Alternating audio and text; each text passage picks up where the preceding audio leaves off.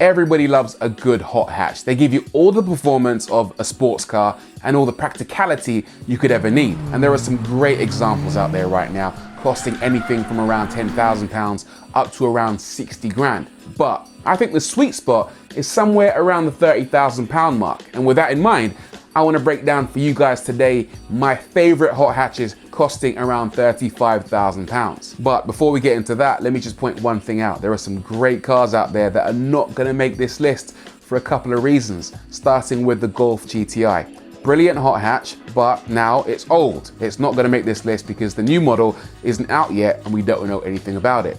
Similar situation for the Ford Focus RS. Again, one of my favorite hot hatches of all time, but they don't make that car anymore. And this list is only for new cars.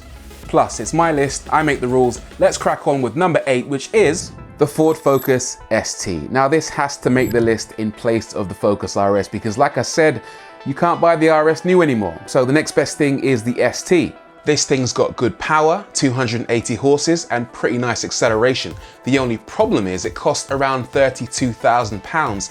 And although that's low enough for it to make this list, it's basically the same kind of price as the old Focus RS used to cost. And the ST is less powerful, doesn't sound anywhere near as good, and doesn't have drift mode. Look, if you're after a fast Ford, this is a nice, competent hatchback, but I can't help but feeling that we're being a little bit fobbed off right now. My number 7 is the Mini John Cooper Works Clubman. It might seem like quite an odd choice, this one, because it's not a traditional hot hatchback shape.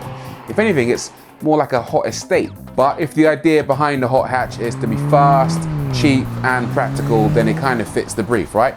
Plus, this one has got a decent spec under it. It's the most powerful Mini available right now, 306 horsepower, 450 Newton meters of torque, and it's got all-wheel drive, which means that it can get off the line like nobody's business. 0 to 62 in under 5 seconds. That's pretty crazy for a Mini. Not even the forthcoming Mini GP is that fast in a straight line. Plus, the Clubman is a really practical car with a good sized boot and some pretty unique styling. It's definitely not the most fun car for chucking around corners, but if you want a good all-rounder, then it's definitely worth checking this out. Right, next up is the BMW M135, which is perfect for anyone that's looking for something at the more premium end of the scale. It's got the BMW badge, obviously, but that's not what makes it appealing. The interior is what makes it appealing. It's absolutely gorgeous with great materials, lovely styling, and loads of technology. But you might want to click up here to see exactly what the process is for speccing a 1 Series to get the gadgets that you actually want. It's not as straightforward as you might think.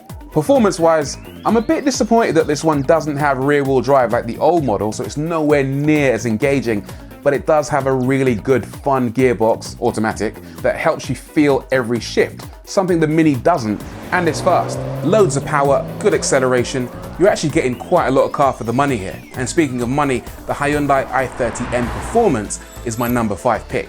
It's about 30 horsepower down on the M135i or the Mini, and it doesn't have all-wheel drive, and the torque is about 100 Newton meters less, so acceleration is obviously a bit more sluggish. But I would say that the i30N is actually more fun than any of the cars I've just listed. It handles so well, it feels so involving to drive, and it's got a manual gearbox for a start. Plus it sounds mega with loads of pops and bangs from the exhaust. It's a properly old school feeling, antisocial little hot hatch, and I love it because of that.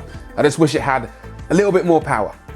The Mercedes A35 is my number 4. Now from a numbers perspective, this one is on a par with most other all-wheel drive hatches. So you get a 2-litre turbocharged engine, 306 horsepower, and 0 to 60 in about 4.7. It's almost like all the manufacturers sat down in a room and decided that those are the performance numbers that they want to deliver for around 35k. Anyway, it's really quick, but in terms of speed, it doesn't particularly stand out from the rest of this bunch. But from an interior perspective, it blows most of the other cars on this list out of the water. If I'm not driving flat out and I'm just stuck in traffic, this is the car I'd want to be sat in. It's got a great screen, great tech, great comfort levels. Plus, look, when you want to drive it hard, it's actually quite a lot of fun. Check out my review of the A35 and the A45 by clicking up here and you'll see exactly what I'm talking about. Okay, my number 3, and we're getting into the really good stuff now, is the Renault Megane RS. There are quite a few versions of this. There's a 280, there's a 300, and then an RS Trophy R. I'd say don't bother with the 280. It doesn't really save you that much money, like 4 grand or so over the 300.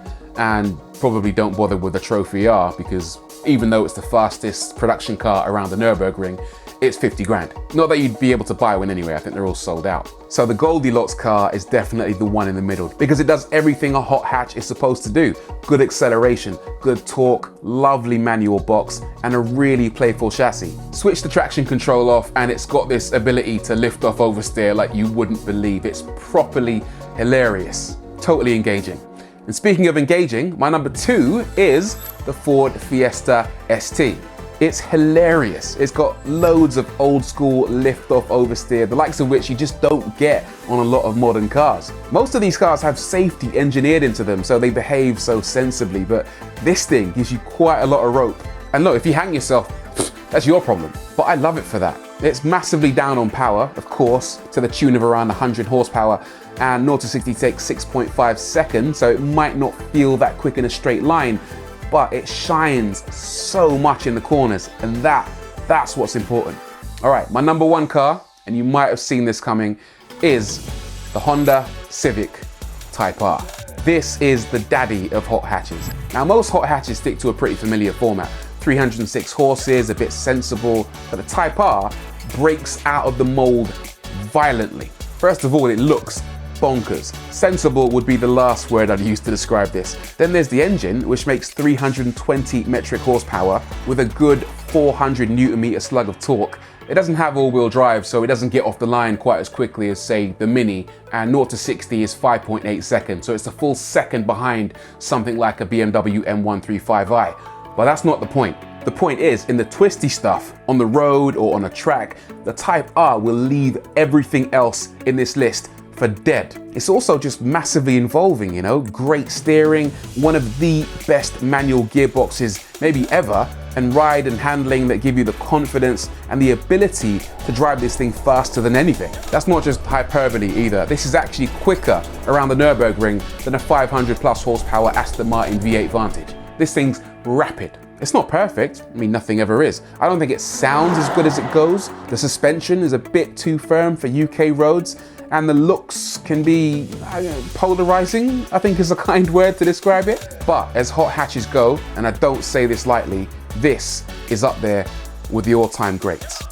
Right, that's my list. Do you agree with me? Of course some of you don't, but of course you're always welcome. Drop your comments down below, let me know what you think, and let's have a little conversation about it. Plus, as always, if you enjoyed this video, drop us a like, hit subscribe, and we'll see you again very soon. Peace.